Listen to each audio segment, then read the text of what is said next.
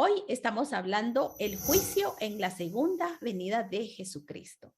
Y Mateo 25:41 nos dice, entonces dirá también a los de la izquierda, apartaos de mí, malditos, al fuego eterno, preparado para el diablo y sus ángeles. ¿Quiénes irán al lago de fuego y azufre según la palabra de Dios? Primero debemos comprender, basándonos en este texto, que el lago de fuego y azufre no fue hecho para el hombre, sino que dice que fue preparado para el diablo y sus ángeles. ¿Qué ángeles? Todos aquellos que se rebelaron, según nos narra la Biblia, en algún momento de la historia, allá en el cielo, y siguieron a Satanás. En ese tiempo, pues él era un ángel, pero quiso sentarse en el trono de Dios. Se le ocurrió la idea, se ensoberbeció tanto que dijo, no, yo soy tan hermoso, soy tan grandioso que yo merezco estar sentado en ese trono. Y prepara una rebelión, toma ángeles, se rebelan en contra de Dios y son expulsados del cielo. Por eso es que la venida de Jesús también nos enseña algo muy importante. Satanás en medio, no sabemos ni cómo surgió esa maldad en él, se le ocurrió la idea de quitar a Dios de su trono. Jesús dice que cuando fue al cielo, Él está sentado a la diestra. O sea, no está sentado en el trono de Dios, porque el trono de Dios te corresponde a Él, sino a la diestra de Él. Ni siquiera Jesús mismo, que es hijo de Dios, se le ocurrió hacer algo como lo que Satanás hizo. Entonces, debido a esa rebelión, se diseñó ese castigo para Él. Pero definitivamente, debido al pecado que entró a través de Adán y que pasó a todos los hombres, entonces Dios mismo proveyó la salvación. Dice que cuando Adán y Eva pecaron y él se dio cuenta del pecado, pues los expulsó del huerto, pero dio él un sacrificio para, obviamente, prometer y garantizar que él iba a proveer una puerta de salvación. Y esa puerta de salvación fue Jesús. Y entonces al lago de fuego irán la bestia y el falso profeta, como lo vimos en Apocalipsis. El diablo también será echado a ese lugar. La muerte y el infierno serán lanzados a ese lugar.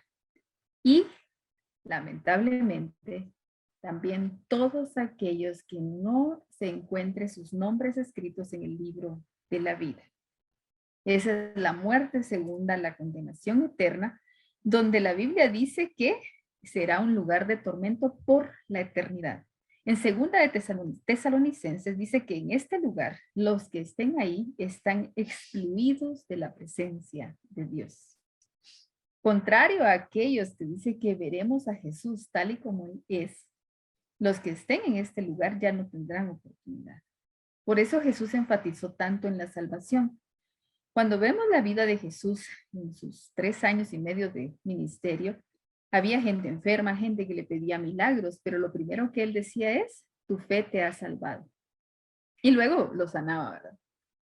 Grande es tu fe, porque de nada sirve para Jesús sanarme si al final lo más importante es mi alma, que es la que puede ser echada en condenación. Entonces él siempre trató de que los discípulos comprendieran que lo más importante era la salvación. Y así fue como ellos lo comprendieron. Por eso es que vemos que la gran comisión fue la meta de los discípulos.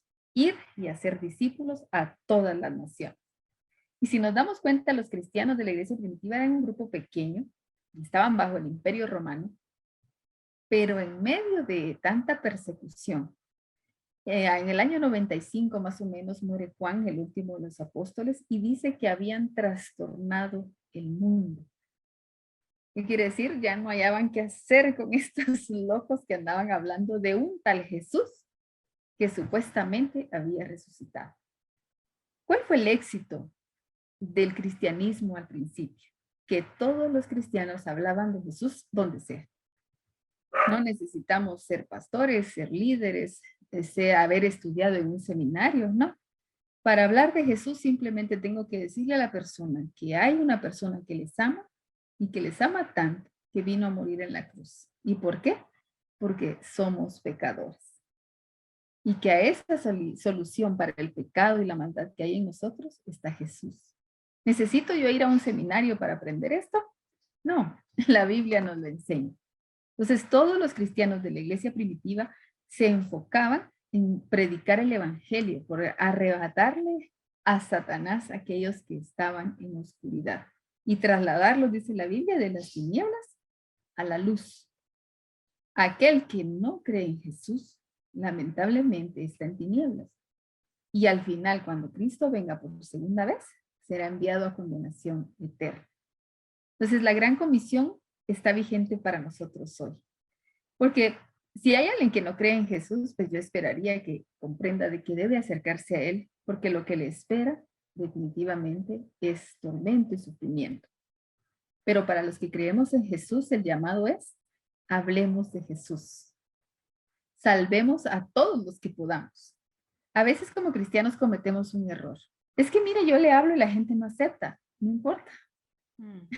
El cristiano está llamado a hablar las buenas nuevas. Si no cree hoy, creerá mañana. Si no cree mañana, creerá dentro de unos años. Pero la palabra hay que sembrarla. Y como ya dijimos también en una de las reuniones anteriores, prediquemos con nuestras palabras, pero con nuestra vida. Y ese era el ejemplo que los cristianos de la iglesia primitiva también tenían. Hablaban de Jesús, pero sus vidas se evidenciaban que seguían a un tal Jesús que como que sí hacía algo diferente en las personas. Tan así, estaban dispuestos a morir por él. Entonces, salvemos a todos los que podamos de que no vayan a ese lugar terrible que es de sufrimiento. Porque dice que así como vamos a estar gozándonos con Dios por la eternidad, estos que van a ser echados al lago de fuego van a estar ahí por la eternidad. Entonces, hablemosle a todo el que podamos de que hay una forma de salvación. Hay un camino para salir del pecado y ese camino es Jesús de Nazaret, ¿verdad? Exacto. Y como usted decía, es que a veces, por ejemplo, las mujeres podemos decir, no, yo estoy en casa, ¿verdad? Estoy más que todo en casa, pero bien podemos hablarle con las personas que tenemos contacto cerca de nosotros. Y alguien podrá decir, no, es que yo soy muy tímida, yo para eso sí, no, realmente este es un mandato de parte de Dios, ¿verdad? De ir, dice él, ¿verdad? Y predicar. O sea, nosotros tenemos que predicar a Jesucristo. Y a veces cuando nosotros sentimos miedo, solamente es de orar y pedirle al Señor, porque su Espíritu Santo, Él es el que hace la obra, Él es el que muchas veces pone las palabras en nuestra boca. A veces nosotros no sabemos cómo hacer, pero es el mismo Espíritu Santo el que trae a memoria aquella palabra que tal vez ya hemos aprendido y Dios va ayudándonos en esta tarea de evangelizar. Porque a veces creemos que por ser muy tímidas, ¿verdad? Las mujeres no podemos hablar y eso no es así. Tenemos a nuestros hijos, ¿verdad? Los primeros a los que debemos de hablarle. Eh, Exacto. ¿Y qué pasaría? ¿Qué palabras de ánimo le daría a usted a una esposa que tal vez ha estado orando por su esposo y pues él no se ha convertido a Cristo y tal vez ya lleva unos sus 20 años, 30 años de casadita? Y ya siente que no va a haber respuesta. Sí, exacto.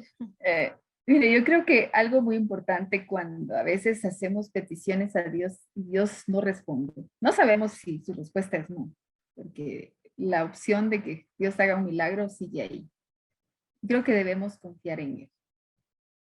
La Biblia dice que el que cree ya es salvo, pero también dice que aquellos que le buscan, dice que Él hará misericordia a millares de aquellos que le amamos. O sea, que el solo creer yo en Jesús definitivamente ya hace que Dios y yo seamos amigos. Entonces el favor de Dios está conmigo y con aquellos que viven conmigo. Por eso dice que cuando alguna pareja, alguno de los dos se convertía y el que no se convertía estaba de acuerdo en convivir, debíamos de seguir juntos para que por aquel que es salvo, la otra persona pudiera ser salvada. Entonces yo lo que le diría a la persona es, no se canse de orar, pero también descanse en el Señor, porque la obra es de Él. A veces uno dice, y a veces las esposas cometen un error, empiezan a presionar al esposo. Cabal. Así como que Los o tres te conver tiempos. Todo. o te convertís o te convierto. No, Mm, es el Espíritu Santo el que hace la obra, no nosotros. Es más, si ya vimos que a veces el evangelizar mucho al esposo, ya en lugar de ser algo bueno, generó crisis, ya no lo evangelicemos. hay que seguir orando y en algún momento Dios hará la obra. Eso es descansar en el Señor. No es dejar de hacerlo, sino también decir, bueno, Señor, yo creo que ya me estresé mucho por esta petición, te la entrego a ti, seguiré pidiéndote por su salvación, pero haz tú la obra. Y cuando veamos incluso que tal vez en lugar de mejorar la situación va peor, Señor, en tus manos está. Porque solo Él puede hacerlo. O sea, yo puedo tener el mejor mensaje del mundo, pero si Dios no interviene, son solo palabras. Realmente es el Espíritu Santo que nos convence de pecado, de justicia y de juicio, dice David, por eso nos acercamos a Él. Entonces, oremos, pero descansemos en el Señor, que la obra es de Él. Y así como tuvo misericordia de nosotras, tendrá misericordia de nuestros hijos y de nuestra familia y de nuestro esposo. Y si hay hijos que se alejaron del Señor, igual. Cuídelos, ámelos, hábleles cuando pueda, ore por ellos y en las manos del Señor están. Porque antes de ser nuestros, dice la Biblia, son herencia de Jehová. Entonces, Él nos los dio. Entonces, confiemos en que Dios hará la obra y los guardará, aun cuando estén alejados del Señor, como lo hizo con nosotros en algún momento también. Gracias. O sea que orar y descansar en el Señor, Sí. ¿verdad? Ser diligentes, pero no estresarme, ¿verdad? Exacto, sí. Oro sin cesar, pero no me voy a estresar, ¿verdad? Por esas peticiones. Por mi esposo Sí. y por mis hijos. Entonces, mujeres, aún hay esperanza para nuestra familia. Así es. Muy bien.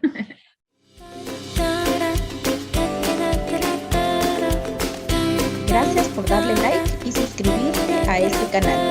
Mujer, aún hay esperanza. Bendiciones.